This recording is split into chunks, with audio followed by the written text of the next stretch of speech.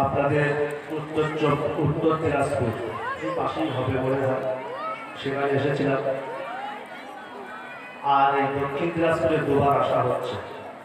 এর আগে একবার এখানে একটা মাদ্রাসা আছে 10 কিলোমিটার দূরে, সম্ভবত সেখানে এসেছিলাম, 1 মাস হলো। আর এই আসলাম আপনাদের মাঝে। বেশি সময় আমি নেব না, শ্রোতার মেজাজের উপরে বাইরে রাখতে হবে, এটা আমার ডিউটি। আমরা হলো শ্রোতা যতটা নিতে পারবে, তাদের মেজাজ যতটা ভালো থাকবে, ততক্ষণ বায়ান করা উচিত, তার বেশি বায়ান করা ঠিক নয়। মাগরিবের নামাজে কোন সূরা পড়তে হয় জানেন? বলুন তো দেখি, মাগরিবের নামাজে কোন সূরা পড়তে হয়? কোন সূরা পড়তে হয় মাগরিবের নামাজে? কেউ পারবেন না উত্তর দিতে? ছোট সূরা পড়তে হয়, বড় ছোট সূরা পড়তে হয়। ইন্না আতাইনা সূরা, আলাম তারা, এসব সূরাগুলো পড়তে হয়। আমি যদি সূরা বাকারা ধরি, সূরা বাকারা 48 পৃষ্ঠা, 1 পারা, 2 পারা, 3 পারা, 8 পৃষ্ঠা। আমি যদি সূরা বাকারা 10 পৃষ্ঠা মাগরিবে পড়ি, নামাজ হবে না? হবে? একটু জোরে বলতে হবে, নামাজ হয়ে যাবে। কিন্তু বেশি করে পড়লে পিছনে পুরো হাওড়া মানুষগুলো আছে, অসুবিধা হয়ে যাবে। তাই আমি বেশিক্ষণ সময় নেব না। শুধু হাসনাবাদ থেকে এসেছি, উত্তর 24 পরগনা থেকে এসেছি। কোরআন হাদিসের দুটো অমূল্য সম্পদ আমি আপনার সামনে পেশ করবো। তারপর উনি বললেন কিছুক্ষণ একটু আদায় করে দিতে, আমি সেটা আদায় করে দিই। আলহামদুলিল্লাহ, আমার আগে বক্তা শিক্ষিত মানুষ, তার কথাগুলো শুনছেন, খুব ভালো লাগলো। ছন্দ আকারেও বলছেন, খুব ভালো লাগলো। তিনি একটা কিতাবও লিখেছেন, 30 টাকা দাম। আলহামদুলিল্লাহ, লেখনির যোগ্যতা আল্লাহ তাকে দিয়েছেন, আরও লেখার আল্লাহ তৌফিক দিন। যাই হোক, আমি বেশিক্ষণ সময় নেব না। আমি আপনাদের সম্মুখে মেরে কেটে 1 ঘন্টার মতো ওয়াজ করবো। ধীর স্থিরভাবে শ্রবণ করার চেষ্টা করবেন। আর আমি দীর্ঘ 8 বছর ধরে কোরআন শরীফের তাফসীর করছি সারা পশ্চিম বাংলায়। সুতরাং কোরআনের তাফসীর করার সময় কেউ যদি জলসার প্রোগ্রাম থেকে উঠে যায়, তাহলে এটা বিয়াদবি হবে। তাই আমি সব জায়গায় বলি, যদি শোনার ইচ্ছা থাকে মন দিয়ে বসে শুনুন, আর যদি না থাকে এখন থেকে উঠে চলে যায়। কিন্তু যখন আমি তাফসীর করব, তাফসীরের মাঝখানে যদি আপনি উঠে চলে যান, তাহলে কোরআনের আয়াতের সঙ্গে এটা বিয়াদবি হবে। এই জন্যে একটু ধীর স্থিরভাবে শ্রবণ করার চেষ্টা করবেন।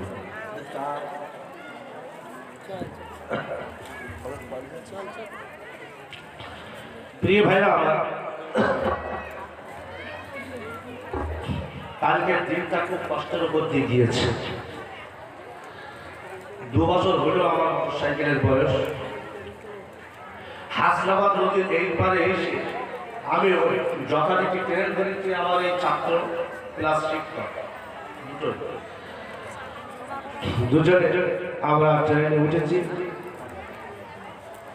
হঠাৎ করে যখন টাকি স্টেশনে, আমাদের হাসনাবাদের পরে টাকি স্টেশনের কাছাকাছি এসেছি, আমার সে মোটরসাইকেলের চাবির কথা সেই সময় মনে পড়ে গিয়েছে। চাবি আমি খোঁজা শুরু করে দিলাম, পাচ্ছি। আমি কি করেছি, এখন গাড়ি থেকে লাভ, জলসা বহুদূর, ইনশাল্লাহ রাত 1টায় ট্রেন আছে বর্ধমান থেকে। কি ট্রেন? গোর এক্সপ্রেস, এক্সপ্রেস বালুরঘাট। তাহলে এই ট্রেন যায় যা, ইনশাল্লাহ ট্রেন ধরা যাবে সময়। আবার আমরা কি করলাম, ওখান থেকে হেঁটে হেঁটে হেঁটে হেঁটে হাসনাবাদ আসলাম। 20 মিনিটের মতো দেখেছে। এসে চাবি খুঁজলাম, চাবি পেলাম না। শেষে আমি আমার আব্বাজানকে ফোন করি, যে আব্বাজান, আরো কি বাড়িতে চাবি আছে? হ্যাঁ আছে, একটা আছে। সত্যি কথা বলতে আমার শরীরটা নার্ভাস হয়ে গিয়েছে, তবুও ধৈর্য ধরেছিলাম, ধৈর্যের বড় গুণ আছে। মা যেই বলেছে আরেকটা চাবি আছে, আমার জোশে দিয়ে দিয়েছে। যাক, নাইতে আজকে আপনাদের সামনে চর্চা করতে গিয়ে আমার মন মরা হয়নি, চর্চা করতে হতো। এখন চাবি যদি আমবাজার বই তো নেই, এখন যেখানে আমরা মোটরসাইকেল কিনেছি সেখানে যেতে হতো, কাগজপত্র দেখাতে হতো, তারপর চাবি তৈরি করতে হয়, বিশাল ঝামেলা হবে। কালকে বিকেলের দিকে ট্রেন আছে, এখান থেকে ট্রেন ধরবো গঙ্গারামপুর সম্ভবত, বাড়ি যাবো, যদি মোটরসাইকেল না চাই কেন। যাক, তো খুব কষ্টের মাঝখান দিয়ে আপনাদের এখানে এসেছি, আপনারা একটু শুনবেন। আমি মেহমান, আপনারা মেজবান।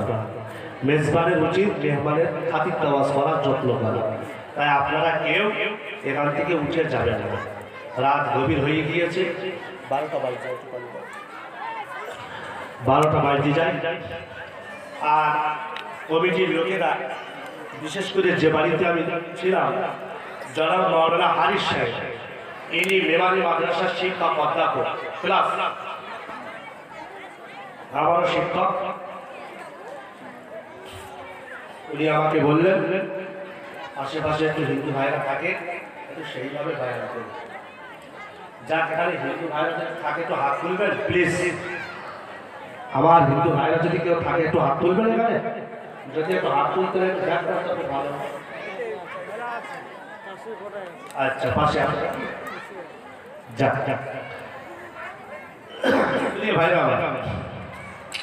আমি আজকে ভাষা করব আমার পার্শ্ববর্তী হিন্দু ভাই, অবস্থান ভাইদের জন্য। প্রিয় ভাইরা, অনেক মানুষ ইসলাম বোঝে না, ইসলাম সম্পর্কে জানে না। আমার স্বজাতির ভেতরে অনেকে আছে ইসলাম বোঝে না। আবার অমুসলিম ভাইদের মধ্যে এমন অনেক ভাই আছে যারা ইসলাম বোঝে না। যদি বুঝতে, তাহলে কোনোদিন ইসলামের উপরে আঘাত করতে হবে। আমি 10টা মিনিটের মতো ভূমিকা পালন করি, কোরআনের আয়াত দিয়ে আমি আপনাকে বুঝিয়ে দেব যে ইসলাম কাকে বলে, যাতে করে আপনার ভেতরে যে সন্দেহ ইসলামের ব্যাপারে রয়েছে, বা আমার অমুসলিম ভাই যারা আশেপাশে বসবাস করে রয়েছে, এই সন্দেহটা দূর হবে। জিহাদ আর যুদ্ধ, এই দুটো শব্দ কিন্তু এক নয়। আমি কোরআন শরীফ বহুদিন ধরে এডুকেশন করছি, এখনো করছি। যা বুঝলাম যে জিহাদ আর যুদ্ধ দুটো এক হতে পারে না। আমি যদি জিহাদের বাংলা অর্থ করি যুদ্ধ, ঠিক আছে, আর জিহাদ যুদ্ধর আরবি হচ্ছে হাক। হারবুল শব্দটা আরবি শব্দ, যার অর্থ হচ্ছে যুদ্ধ। এটাও যুদ্ধ, হারবুল মানে যুদ্ধ, জিহাদ মানে জোরে বলুন যুদ্ধ। কিন্তু দুটো যুদ্ধের ভেতরে পার্থক্য আছে। আমার অবশ্যই ভাই একটু শুনবেন ভালো করে। এই দুটো যুদ্ধের ভেতরে এক বিশাল পার্থক্য আছে। কত পার্থক্য? মাটি থেকে নিয়ে আকাশ পর্যন্ত যতটা দূরত্ব, ঠিক ততটাই পার্থক্য, ততটাই পার্থক্য। যদি বলেন কেন? যুদ্ধ মানে কি? যুদ্ধ মানে আমরা জানি কোন দেশের সঙ্গে কোন দেশের যুদ্ধ বাঁধলে সেই দেশের পাটন করে তারপর ছাড়ে। অর্থাৎ গাড়ি যদি থাকে তা গাড়ি ধ্বংস, বাড়ি যদি থাকে তা বাড়ি ধ্বংস, নারী যদি থাকে তো নারী ধ্বংস, পুরুষ যদি থাকে তা পুরুষ ধ্বংস, গাছপালা থাকে তা গাছপালা ধ্বংস, আর পাখি যদি থাকে তো পাখি। একটু জোরে বলো। আমি বলেছি অল্প সময় নেব, তাই আমি আলহামদুলিল্লাহ আর আল্লাহ সব বললাম। আমি ডাইরেক্ট বাইরে ঢুকে গেলাম, বেশি সময় বেরোবে না। ঠিক কিনা ভাই? আজকাল এই যুদ্ধ হচ্ছে তো। কিন্তু আমার রসুল কি বলেছেন? মনে হয় বুঝে আছে। আমার রসুল কি বলেছেন? যুদ্ধের নিয়ম আছে। ও আমার সাহাবা বা সাল্লাল্লাহু জাইশান ফিল হারবি, রাসূলুল্লাহ যখন যুদ্ধ ময়দানে কাউকে পাঠাতেন তখন সাহাবাদেরকে রাসূলুল্লাহ বলতেন, ও আমার সাহাবারা, খবরদার নারীদের লক্ষ্য করো, নারীদেরকে মেরো না। কেন? তোমার বিরুদ্ধাচরণ যে করছে তার বিরুদ্ধে লড়াই করো। বাকি অন্যের উপরে আক্রোশ বলো, হুজুর নমুনা, আমি কোরআন ছাড়া বাস করি না, 8 বছর ধরে কোরআনের তাফসীর করছি। কোরআন শরীফ পারা নম্বর 6 সূরা মাইদা পৃষ্ঠা নম্বর সম্ভবত 12 অবশ্যই বসে আছে, ঠিক মিডিল পয়েন্ট একটু নিচে একটা আছে। তোমার চোখ যদি কেউ তুলে নেয়, সেটা ভিন জাতি হতে পারে বা তোমার স্বজাতির ভেতর থেকে কেউ হতে পারে, তো তুমিও তার একটা চোখ। আর তোমার যদি একটা কান কেটে দেয়, একটু জোরে বলতে হবে ভাই। এখন আমি আপনার একটা কান কেটেছি আর আপনি আমার মাদক করতে দেন, ঠিক হবে? আমার অবস্থি ভাই একটু ভালো করে শুনবেন, ইসলাম এটাকে সমর্থন করে না, অনুমোদন দেয় না। তোমার কান কেটেছে, মাপ করে দিলে ভালো কথা, আর তা যদি মাপ না করতে পারো তা তুমি একটা কান কেটো, খবরদার দুটো কান কাটতে। আমার রাসূল যখন সাহাবাদেরকে যুদ্ধ ময়দানে পাঠাতেন তখন বলতেন, ও আমার সাহাবারা, নারীদেরকে যেন মেরো না। নাম্বার 2, ওখানে শিশু বাচ্চারা থাকবে, খবরদার ওদের উপর যেন আক্রমণ। খবরদার ফলন জাতীয় গাছ থাকবে, ফলস শব্দ বাংলা ভালো শব্দ, যার মানে হচ্ছে ফল দেয় যে গাছ, তাকে বলে ফলস গাছ। ওখানে অনেক আম গাছ থাকবে, কাঁঠাল গাছ থাকবে, লেবু গাছ থাকবে, ওই গাছের উপর যেন আক্রমণ করো না। ও ভাই, তাহলে যারা জিহাদের নাম দিয়েছে সন্ত্রাস, ওটা আমি আপনি দেইনি, ওটা দক্ষিণ দিনাজপুরের মুসলিম অমুসলিমরা দেয়নি। তাহলে কারা দিয়েছে? দিয়েছে রাসূলুল্লাহ, সবচাইতে চূড়ান্ত দুশমন, যে রাসূলুল্লাহ সেজদায় দিলে উঠে নারীগুলিগুলো তার পিঠের উপরে চাপিয়ে দিত, সে হচ্ছে ইহুদি। আমি আপনি নয়। আমার পার্শ্ববর্তী যেসব মুসলিম ভাই অমুসলিম ভাইরা বসবাস করে, তারা রাসূলুল্লাহকে না মানলেও রাসূলুল্লাহর নাম শুনলে শ্রদ্ধা করে। আপনাদের এখানে মসজিদ মাদ্রাসা আছে, আমি যখন কাটাখালি, আমাদের ওদিকে মসজিদ মাদ্রাসা আছে, হিন্দু ভাই বোনেরা যখন স্কুলে পরীক্ষা দিতে যায় তো দেখি মাথাটা একটু নিচু করে মসজিদে সালাম করে কথা যায়, ওরা ভক্তি আর ভালোবাসে। আমি সেলুট করি আমার অমুসলিম ভাইদেরকে, এখানে যারা বসবাস করে, এরা মুসলমানদের দেখতে ভালোবাসে, মসজিদ দেখতে এরা শ্রদ্ধা করে। সবচাইতে বড় দুশমনের নাম হচ্ছে ইহুদি, তাই জিহাদের নাম দিয়েছে সন্ত্রাস। কিভাবে জিহাদকে, কিভাবে ইসলামকে পুরো দুনিয়ার সামনে কলুষিত করা যায়, তাই জিহাদের একটু উল্টো করে বলল জিহাদ মানে সন্ত্রাস। আচ্ছা আপনারা বলুন, আমার আল্লাহ কি সন্ত্রাস পছন্দ করে? একটু জোরে বলতে হবে। তাহলে কোথায় আছে নমুনা? কোরআনেই আছে, আল্লাহু লা ইউহিব্বুল মুফসিদিন, আল্লাহ সন্ত্রাসকে পছন্দ করেন না। একবার জোরে বলা যাবে? জোরে বলো, আরো জোরে। সুতরাং তোমরা আল্লাহকে, রাসূলকে এবং ইসলামকে বিরোধিতা করতেছ, এর নমুনা কিন্তু খুবই খারাপ হবে। আরো একটা কথা আমি আপনাদের সঙ্গে বলি, ফিরে ভালো একটু ভালো করে শুনবেন। আমার আল্লাহ শান্তির বিধাতা, কোরআন শরীফের 28 পারায় আছে। আর ইসলাম ধর্মের নাম হচ্ছে শান্তি।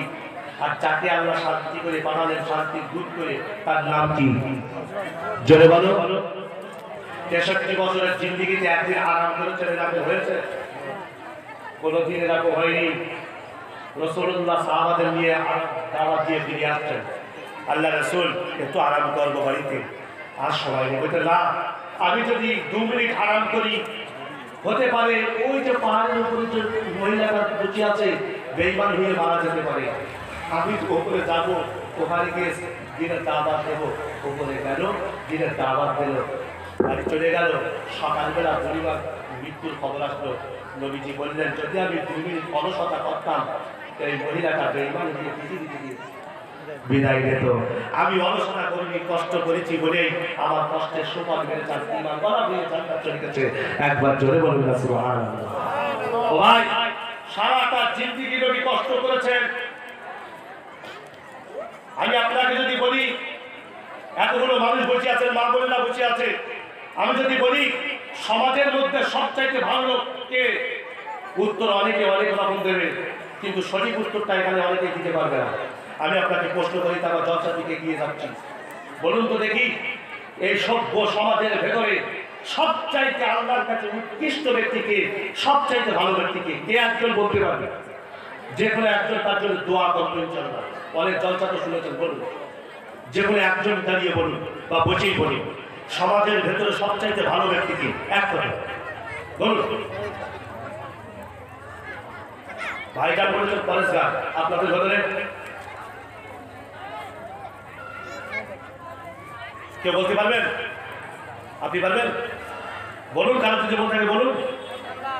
হ্যাঁ জোরে বলো, ইমানদার। আর কে বলতে যাবে? ইমানওয়ালা তো ভালোই, ইমানওয়ালার কথাই বলছে। হ্যাঁ ইনি বলেছেন যে সৎ কাজের আদেশ করে আর অসৎ কাজের নিষেধ করে। এখন আমি বললাম না অনেক রকমের ব্যাখ্যা আসবে, আমি আপনাকে এক কথায় উত্তরটা দিয়ে দিচ্ছি। এক কথা বলবো, এক কথায় দেবো। হ্যাঁ, সবচাইতে ভালো ব্যক্তি সেই যে নিজের স্বার্থকে জলাঞ্জলি দিয়ে অপরের স্বার্থ নিয়ে সারা জীবন ভালো। জোরে বলবেন না? আর একটু জোরে বলবেন না?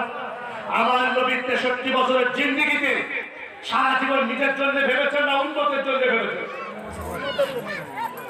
মেরাজের রাত্রে 27 রজব মেরাজের রাত্রে নবী সিদরাতুল মুনতাহায় গেলেন, উম্মতের চিন্তা করলেন, উম্মতকে ভুলে যান গিয়েছিলেন?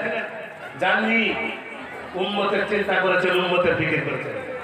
ইন্তেকালের সবাই নবীর উপরে আজরাইল যখন হাতটা দিল, এত কষ্ট হচ্ছিল, মনে হচ্ছে উহুদ পাহাড় নবীর উপর চাপিয়ে দেওয়া হয়েছে। নবী বলেন, একটু থামো আজরাইল, আমার উম্মতকে কি একই ধরনের কষ্ট দেওয়া হবে? বলে এর থেকে দ্বিগুণ। আল্লাহু আকবার, আমার উম্মতের যাবতীয় সব কষ্ট আমাকে দিয়ে আমার জানটা কবজ করো। মরণের সময়ও উম্মতের খেয়াল জোরে বলো করেছে। একটা ছোট্ট করে হাদিস শুনিয়ে দিই। মান আওয়া ইয়াতীমান ইলা তাআমিহি ওয়া শারাবিহি ফাআউজাবাল্লাহু লাহুল জান্নাহ। নবী বলেছেন, যে ব্যক্তি এতিমের দায়িত্ব নেয়, তার খাওয়া, তার পরা, তার পোশাক, তার আশাক, আল্লাহ বলছেন, আল্লাহ নবী বলছেন, তার জন্য জান্নাত ওয়াজিব হয়ে যায়। জোরে বলুন। 2 লাখ টাকা কি করে রোজগার করেছে, পকেট বাজাচ্ছে, রাতে ঘুম হচ্ছে না, 2 লাখ টাকা, গাড়ি করবো, বাড়ি করবো, কত কিছু। একবারও মনে আসতেছে না যে আমার 500 হচ্ছে আমার গ্রামে বা আমার পাশের গ্রাম, বাড়ির পাশে একজন এতিম নাকি মারা যাচ্ছে, দিন আনা দিন কামাকে 10,000 টাকা দেয়, আমার ক্ষমতা নেই। বায়ান যখন করতেছি, হ্যাঁ বলে খবরে সত্যি হুজুর ঠিকই বলেছে, এতিমের পাশে দাঁড়াতে হবে। এই যে এবার আমি এতিমকে দেবো, আর যে 2 লাখ টাকা এসেছে বেমানুষ ভুলে গিয়েছে। যাইনি ভাই, একটু জোরে বলো। সারা জীবন নবী উম্মতকে ভেবেছেন। ইন্তেকালের সময় আয়েশাকে বলছেন, আর কি কি আছে একটু জোরে বলো। বলছে এই মালপত্রগুলো আছে, বলছে এগুলো বিলীন করে দাও, এগুলো লোকদের মাঝখানে বন্টন করে দাও, আমার দরকার নেই। উম্মতের কথা ভেবেছেন সারা জীবন। উম্মত আর এখনো পর্যন্ত কবরে উম্মতকে নিয়ে ভাবছেন না? আর কিয়ামতের দিনও ভাববেন। যখন কিয়ামত হবে, সবাই নাফসি নাফসি, আমার নাফসের কি হবে, আর নবী আমার উম্মতের কি হবে, ওখানেও ভাববেন। তো সারাটা জীবন নবী উম্মতকে নিয়ে ভেবেছেন, আর তুমি তো তোমার নিজের জন্য ভাবছো। তাই কিতাবের ভেতরে এসেছে, যে নিজের স্বার্থকে জলাঞ্জলি দিয়ে অপরের স্বার্থ নিয়ে ভাবে, সেই হচ্ছে প্রকৃত মানুষ। জিবরাইল রাসূলুল্লাহর কাছে এসেছে, বিষণ্ণ অবস্থা, কঠিন অবস্থা। আল্লাহ রাসূল জিবরাইলকে লক্ষ্য করে বলছে, জিবরাইল, তোমাকে কোনদিন এই অবস্থায় আমি দেখতে পাইনি, তোমার কি অবস্থা? বলে, ইয়া রাসূলুল্লাহ, একটু আগে আমি জাহান্নাম দেখে এসেছি। বলে, কি? বলে, হ্যাঁ, জাহান্নাম 7টা আমি নিজে চোখে দেখে এসেছি। নাম্বার 1, শেষ নম্বর জাহান্নামে যারা থাকবে তারা হচ্ছে মুনাফিক, আমি সেটা দেখে এসেছি। ইয়া রাসূলুল্লাহ, বলে 6 নম্বরে, বলে আমি দেখে এসেছি মুশরিকরা থাকবে। 5 নম্বরে, বলে আমি দেখে এসেছি অগ্নি পূজারীরা থাকবে। আমি দেখে এসেছি 4 নম্বরে সূর্য আর চন্দ্রের পূজারীরা থাকবে। আমি দেখে এসেছি 3 নম্বরে ইহুদিরা থাকবে। আমি দেখে এসেছি 2 নম্বরে খ্রিস্টানরা থাকবে। এই 2 নম্বর বলার পরে জিবরাইলের গলা বাকরুদ্ধ হয়ে যায়, মুখ থেকে কথা বার হয় না। রাসূলুল্লাহ বলছেন, জিবরাইল, ওগো জিবরাইল, তুমি 1 নম্বরে কারা থাকবে বললে না তো? 7 নম্বরে বললে মুনাফিক, 6 নম্বরে এরা, 5 নম্বরে এরা, 3 নম্বরে এরা, 4 নম্বরে এরা, 2 নম্বরে এরা, কিন্তু 1 নম্বরে তো তুমি বললে না। আল্লাহ রাসূল সাল্লাল্লাহু আলাইহি ওয়াসাল্লামের সামনে গলাটা শুকিয়ে আসে, বাকরুদ্ধ হয়ে যায়। জিবরাইল বলছে, রাসূলুল্লাহ, আমি যদি 1 নম্বরে কথাটা বলি আপনার জান বেরিয়ে যাবে। বলে, বলতে হবে। উনি এক নম্বরে আপনার গুণাগান উন্মতেরা বিশ্ব মানবতার নবী যে ওই কথাটা বলেছে সঙ্গে সঙ্গে বেহুশি জমিনে ফেলে দিয়েছে। 3 দিন কারোর সঙ্গে কোনো কথা বলে না, মসজিদে নববীতে এসে রাসূলুল্লাহ সবার সঙ্গে হেসে খেলে কথা বলে। আর যে জিবরাইল বলেছে গুনাহগার উম্মত যারা চুরি করে, ডাকাতি করে, বাটপার করে, সুদ খায়, ঘুষ খায়, এরা একদিন একদিন জান্নাতে যাবে। এই জাহান্নামের তীব্র আযাব কি করে সহ্য করবে? তাই তিনি কান্না হাউমাউ করে শুরু করে দিলেন। 3 দিন কারোর সঙ্গে কথা না বলে রাসূলুল্লাহ মাওলানা সাহেবরা বসে আছেন। রাসূলুল্লাহর কামরা মুবারকটা ছিল তোমার মসজিদে নববীর একদম গায়ে, সেটি পা দিলেই মসজিদে নববীর ভেতরে ঢুকতো। আল্লাহর নবী কারোর সঙ্গে কোনো কথা না বলে 3 দিন ঘর দরজা সিটকিন লাগিয়ে দিয়ে 3 দিন সেজদায় পড়েছিলেন। সেদিন আবু বকর সুরাহাদার বাড়ি ছিল, সেখান থেকে মসজিদে নববীতে এসে কারোর সঙ্গে কোনো কথা না বলে, যে আবু বকর সুখে দুঃখে রাসূলুল্লাহর পাশে ছিল, গানে সাওয়ারের পাশে ছিল, যে সময় মক্কার লোকেরা রাসূলুল্লাহকে আক্রমণ করার জন্য ছটফট করছিল, সে সময় আবু বকরের পাশে ছিল। সেই আবু বকর রাসূলুল্লাহর খোঁজ খবর নিতে গিয়ে সালাম দিতে, আসসালাতু ওয়াসসালামু আলাইকা ইয়া রাসূলুল্লাহ। কে দিচ্ছে সালাম? কে দিচ্ছে বলো একটু? আবু বকর। আবু বকর কে? নবী বলেছেন সারা পৃথিবীর মানুষের ঈমান যদি এক পাল্লায় রাখা হয় আর আবু বকরের ঈমান যদি এক পাল্লায় রাখা হয়, আবু বকরের ঈমানের পাল্লাটা ভারী হয়ে যাবে। আবু বকর সালাম দিল 3 বার, রাসূলুল্লাহ সালামের উত্তর দেয় না। আবু বকর ওমরের কাছে ছুটে চলে আসে। ওমর কি বলছো? আমি আবু বকর সালাম দিয়েছিলাম, আল্লাহ রাসূল সালামের উত্তর দেয়নি। আমার বলে ভাই তোমার সালামের উত্তরটা দিতে পারে। সেদিন ওমর সালাম দিয়েছিল 3 বার, কিন্তু ওমরের সালামের উত্তরটা দেয়নি। সেই দিন ওমর সালমানে ফারসির কাছে ছুটে চলে আছে। সালমানে ফারসি কি বলছে? সালমানে ফারসি তুমি যাও, তোমার সালামের উত্তরটা দিতে পারে। সেদিন সালমানে ফারসি সালাম দিয়েছিল, কিন্তু সালামের উত্তরটা দেয়নি। হযরত সালমানে ফারসি আলীর কাছে ছুটে চলে আসে, ডিটেইল ঘটনাটা বর্ণনা করে। হযরত আলী বলে আবু বকরের সালামের উত্তর দেয়নি, ওমরের সালামের উত্তর দেয়নি, সালমানে ফারসি সালামের উত্তর দেয়নি। আমি জামাই হতে পারি, আমার সালামের উত্তর হয়তো দেবে না। ফাতেমা, আমার মনে হয় তুমি যদি যাও তোমার সালামের উত্তরটা দিতে পারে। একবার জোরে বলা যাবে না? আল্লাহ ফাতেমা দিয়েছে, সালাম দিয়েছে, আসসালাতু ওয়াসসালামু আলাইকা ইয়া, জোরে বলো, রাসূলুল্লাহ। যেই ফাতেমার আওয়াজ পেয়েছে অমনি দরজার সিটকিটা খুলে দিয়ে, মা তুমি এখানে? বলে আমি এসেছি। আপনি 3 দিন মসজিদে নববীর সঙ্গে আসেন না, কারোর সঙ্গে কথা বলেন না, আমার জানটা বেরিয়ে যাচ্ছে।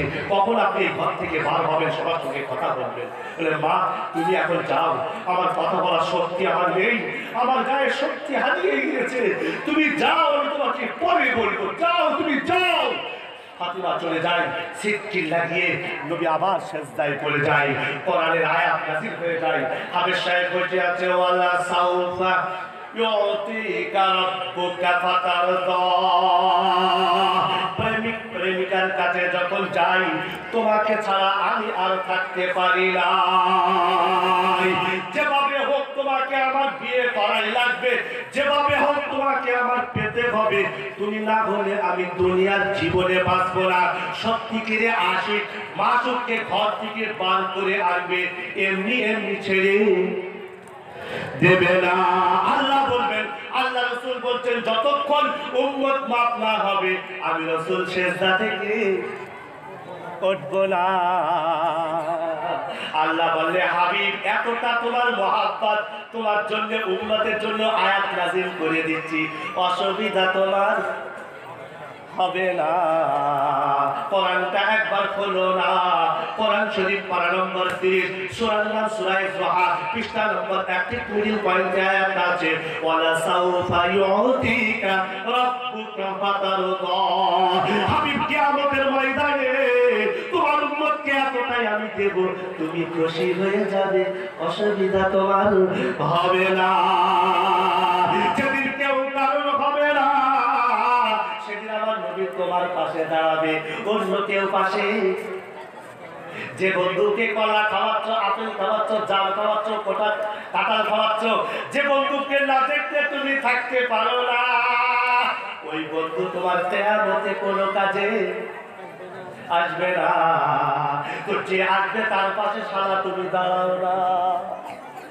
যে আসবে তার পাশে তুমি দাঁড়াও না, কে আসবে তোমার পাশে একটু বুদ্ধি করে বলো দিন। সবে জলটা স্টার্ট করলাম, আপনাদের মেজাজ ঠিক থাকলে 2 ঘন্টা পার করে দেবো। আর যদি দেখি মেজাজ ভালো নেই, মোটামুটি অল্পের উপর দিয়ে ছেড়ে দেবো ইনশাল্লাহ। তাহলে প্রকৃত বন্ধু কে একটু জোরে বলো, যে আমার কাটাও দেয়, তাহলে কে? তার কাছে তো তুমি যাও, যে তোমার প্রকৃত বন্ধু তাকে সালাম করবে, তুমি করো। কে? মসজিদের ভেতরে 5 ওয়াক্ত নামাজিরা তোমার প্রকৃত বন্ধু। তাহাজ্জুদের নামাজে সবাই যখন ঘুমিয়ে পড়েছে, ও বলছে রব্বানা জাহান্নামের শাস্তি আমি কেমন করে সইব, আমি সইতে পারবো না। হাওয়া করে কাঁদছে, চোখের পানি, চোখ দিয়ে পানি নির্গত হচ্ছে। আল্লাহ পাক আরশে আজিম থেকে জিবরাইলকে বলছে, জিবরাইল আমার এই তাহাজ্জুদ পড়া বান্দার চোখের পানি তুমি নষ্ট করো না, রিজার্ভ করে রাখো। কিয়ামতের দিন যখন হাশরের ময়দানে, আরাফাতের ময়দানে আমার অমুসলিম ভাই আর মুসলিম ভাইরা যখন এক জায়গায় হবে, আমার আল্লাহ জিবরাইলকে বলবে, জিবরাইল এই রিজার্ভ করা চোখের পানিটা গুছিয়ে রাখো। যখন জাহান্নামের অগ্নিশিখাদের উপরে হাউ হাউ করে এদেরকে গ্রাস করার জন্য আসবে, তখন আমি তোমাকে অর্ডার করব এই পানিটা জাহান্নামের অগ্নিশিখায় নিক্ষেপ করতে। জোরে বলবেন না? তাহলে বন্ধু কে? বন্ধু আমার মসজিদের মুসাল্লিরা, ওদের চোখের পানি নষ্ট হবে না, ওদের চোখের পানি দিয়ে জাহান্নামের আগুনকে স্তব্ধ করে দেওয়া হবে। তুমি তাদেরকে বুঝতে পারলে না। আর কোরআনটা আল্লাহ পাক বলছে, একবার খোলো না, আল আখিল্লাউ ইয়াওমাইযিন বাযুহুম বাযান আদুউন ইল্লাল মুত্তাকিন। কোরআন শরীফ পারা নাম্বার 25 সূরা যুখরুফ পৃষ্ঠা নাম্বার 13, ঠিক মিডল পয়েন্টের উপরে আয়াতটা আছে। সেদিন কোনো বন্ধু কাজে আসবে না, ওই বন্ধু কাজে আসবে যে মুত্তাকিন হয়েছে, আল্লাহকে মেনে চলেছে, আল্লাহর রাসূলের তরিকা মেনে চলেছে, তাহাজ্জুদের নামাজে হাওমাও করে কেঁদেছে, ওই বন্ধু তোমার কাজে আসবে। আর কোনো বন্ধু কাজে আসবে না। কোরআন শরীফ পারা নাম্বার 20 সূরা আবাস পৃষ্ঠা নাম্বার 2, ঠিক মিডল পয়েন্টে আয়াত আছে, ইয়াউমা ইয়াফিরুল মারউ মিন আখিহি ওয়া উম্মিহি ওয়া আবিহি ওয়া সাহিবাতিহি ওয়া বানিহি লিকুল্লি ইমরিইন মিনহুম ইয়াউমাইযিন শাআনুন ইউগনিহি। সেদিন ভাই ভাইয়ের হবে না, ভাইয়ের কাছে কি বলবে, একটা নেকি দাও না, একটা নেকি ছাড়া জান্নাতে যেতে পারছি না। সেদিন বলবে, পৃথিবীর জমিনে আমার কোনো ভাই ছিল না। মায়ের কাছে যাবে, বাপের কাছে যাবে, আব্বা জান তুমি আমাকে না দেখলে থাকতে পারতে না, আব্বা জান 10 মাস 10 দিন পেটে ধরে মানুষ করেছো, তোমাকে না দেখলে আমি থাকতে পারতাম না, তুমিও আমাকে না দেখলে থাকতে পারতে না। সেদিন পিতা মাতা বলবে, লা ওয়ালা ফিল আরদি, জমিনে আমার কোনো সন্তান ছিল না। স্ত্রীর কাছে যাবে, স্বামী স্ত্রীর কাছে যাবে, বলবে, স্ত্রী তোকে আমি কত আদর করে যত্ন করে বিবাহ করেছি, তোর জন্য ড্রেসিং টেবিল আলমারিটা সাজিয়েছি, তোকে ছাড়া আমি থাকতে পারতাম না, একটা নেকির জন্য আজকে আটকে গিয়েছি, একটা নেকি দাও না। সেদিন স্ত্রী বলবে, পৃথিবীর জমিনে আমার কোনো স্বামী ছিল না। রাসূলুল্লাহকে জিজ্ঞাসা করেন, আল্লাহ রাসূল হাসরটা কেমন হবে? আল্লাহ রাসূল বলে, উলঙ্গ অবস্থায় হবে। বলে, নারীরাও কি উলঙ্গ হবে? বলে, হ্যাঁ না, পুরুষরা যেমন উলঙ্গ হবে, নারীরাও ঠিক তেমন উলঙ্গ হবে। হযরত আয়েশা মাথাটা নিচু করে আল্লাহ রাসূলকে বলে, আল্লাহ রাসূল আমার লজ্জা হচ্ছে কিয়ামতের দিন, সেদিন মহিলারাও ন্যান্ত হবে, কেমন বাজে লাগবে। আল্লাহ রাসূল বারবার ওই আয়াতটা শোনাচ্ছিলেন, লিকুল্লি ইমরিইন মিনহুম ইয়াওমাইযিন শাআনুন ইউগনিহি। সেদিন মানুষ এতটাই ব্যস্ত থাকবে নিজের জন্য, কেউ কারো ইজ্জতের দিকে তাকাবার সময়টুকু থাকবে না। থাকবে ভাই, থাকবে না। বারবার করে রাসূল এই আয়াতটা বোঝাচ্ছিলেন, থাকবে না। তোমার পাশে কে দাঁড়াবে? বলছে, কোরআন বলছে আমি দাঁড়াবো। কোরআন শরীফ পারা নাম্বার 24 সূরা নাম হামিম সাজদা পৃষ্ঠা নাম্বার 19, ঠিক মিডল পয়েন্টের একটু উপরে আয়াতটা আছে, ইন্নাল্লাযীনা ক্বালু রাব্বুনাল্লাহ সুম্মা ইসতাকামু তাতানাজ্জালু আলাইহিম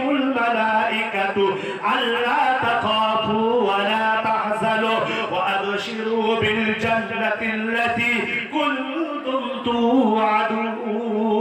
একবার যখন আল্লাহকে মেনে নিয়েছো আর মরণের সময় কলেমাটা পড়ে মরণ তোমার হয়েছে, মৃত্যু বরণ করেছো, শুনে রেখে দাও, তোমার পাশে বউ যদি না থাকে, তোমার পাশে পিতা মাতাও যদি না থাকে, ওতে কোনো যায় আসে না। আর আমার আল্লাহ বলছে সেদিন আমি রহমতের ফেরেশতা পাঠিয়ে দেব, তোমার কোনো সেদিন চিন্তা থাকবে না। সেই দিন রহমতের ফেরেশতা তার পাশে এসে বলবে আল্লাহ তাখাফু ওয়ালা তাহজানু, তোমাদের কোনো ভয় নেই, দুঃখ নেই, নাহনু আউলিয়াউকুম ফিল হায়াতিদ দুনিয়া ওয়া ফিল আখিরাহ। দুনিয়ার জীবনেও বন্ধু ছিলাম, আখিরাতেও বন্ধু থাকবো, অসুবিধা তোমার হবে না। আল্লাহ তোমার পাশে থাকবে, ফেরেশতা তোমার পাশে থাকবে, আর স্বয়ং নবী কিয়ামতের দিন তোমার পাশে থাকবে, যেদিন কেউ একটা নেকি দেবে না। হযরত ঈসা বলবে আমিও নেকি দিতে, আর আজকে আমার পারমিশন নেই আমার মায়ের জন্য কিছু কথা বলতে, ওটাও আমি পারবো না, কিন্তু বলতে পারি একটা নমুনা। সমগ্র হাসরবাসী আজকে নাফসি নাফসি বলছে, কিন্তু একটা লোক আজকে উম্মতি উম্মতি বলবে, ওই লোকটার কাছে যাও না। হাসরবাসীরা ছুটতে থাকবে নবীর কাছে যাওয়ার জন্য, সেই দিন নবী মাকামে মাহমুদে সিজদায় পড়ে যাবে। তাই কবি কি সুন্দর করে বলছেন, মাকামে মাহমুদ তোমার লাগি রাখা হবে আরশ পাশে, মাকামে মাহমুদ তোমার লাগি রাখা হবে আরশ পাশে, সবে হবে প্রশংসা তবু শাফাতের আসে। আমার নবীকে সেদিন মাকামে মাহমুদ দেওয়া হবে, ইসরাফিলকে দেওয়া হয় নাই, হযরত আদমকে দেওয়া হয় নাই, ইব্রাহিমকে দেওয়া হয় নাই, নূহকে দেওয়া হয় নাই, ঈসাকে দেওয়া হয় নাই, মুসা আল্লাহর সঙ্গে কথা বলা হয়েছে, মুসাকে দেওয়া হয় নাই, ইসমাইলকে দেওয়া হয় নাই। 1,24,000 মতন করে কোন নবীকে মাকামে মাহমুদ আল্লাহ দেয় নাই, একমাত্র আমার আপনার নবীকে দিয়েছে, অন্য কারো নাই। বলে হুজুর নমুনা কোরআনটা একবার খোলো না, কোরআন শরীফ পারা নাম্বার 15 সূরা বনী ইসরাঈল পৃষ্ঠা নাম্বার 8, ঠিক মিডল পয়েন্টে একটু নিচে আয়াতে আছে, আসা আইয়াবাসাকা রাব্বুকা মাকামান মাহমুদা। নবী আমি তোমাকে কিয়ামতের দিন মাকামে মাহমুদ দান করব, অন্য কারণ করব না। একবার জোরে বলা যাবে না সুবহানাল্লাহ। সেই দিন নবীজি মাকামে মাহমুদে সিজদায় পড়ে যাবেন, আল্লাহর সামনে সিজদায় পড়ে যাবেন, কত কাল চলে যাবে তার একটা থাকবে না। আর আল্লাহ রাসূলের সিজদার কারণে 90% উম্মত জান্নাতে যাবে, 1% যেতে হুজুর বাবারি কবে যাবে? 90% তো চলে গেল, 99% উম্মত তো চলে গেল জান্নাতে নবী কিয়ামতের দিন সুপারিশ করার কারণে, কিন্তু 1% যাবে না। ওটা কবে যাবে? ওর ইতিহাসটা বলতে গেলে আমার অনেক সময় লাগবে, আমি 2 মিনিটে বলে আমার কোরআন শরীফে আয়াতের দিকে আসছি। ওটা কবে যাবে একটু শুনুন। বুখারী শরীফের হাদিসের বর্ণনা, প্রথম খণ্ড মাওলানা সাহেব যারা বসে আছেন তারা জানেন, সহিহুল বুখারীর প্রথম খণ্ড ঠিক 7 নম্বর কি 8 নম্বর পৃষ্ঠায় কিতাবুল ঈমান, ঈমান নামক অধ্যায়ের ভেতরে এসেছে, মান কানা ফি কলবিহি মিসকালু হাববাতিন মিন খারদালিন মিন ঈমান, সরিষার দানা পরিমাণ যে বান্দার ভেতরে ঈমান থাকবে সে একদিন না একদিন জান্নাতে যাবে। 99% মানুষ তো জান্নাতে যাবে, 1% যেতে পারবে না। কেউ কেউ বলেছে দাকাইকুল আকবার কিতাবটার নাম বললাম, যারা এই কিতাবটা জানে না বা শোনেনি আমি আজকে বলে দিচ্ছি। দাকাইকুল আকবার ওটা আরবি কিতাব, কিন্তু বাংলায় তর্জমা বাদ হয়ে গিয়েছে, আপনারা একবার চাইলে পড়তে পারেন দাকাইকুল আকবার কিতাবটা। ওই কিতাবের ভেতরে এই কথাটা লেখা রয়েছে, বিশাল ব্যাখ্যা। ওই ব্যাখ্যা দিতে গেলে এখন 2-3 ঘন্টা পার হয়ে যাবে, আমি আর কোরআনে আয়াত বলতে পারবো না। তখন আমি সংক্ষেপে 2-3 মিনিটের ভেতরে ওই কথাটা বলে দিচ্ছি, ভালো করে শুনুন। Subscribe to my channel and also press this bell icon.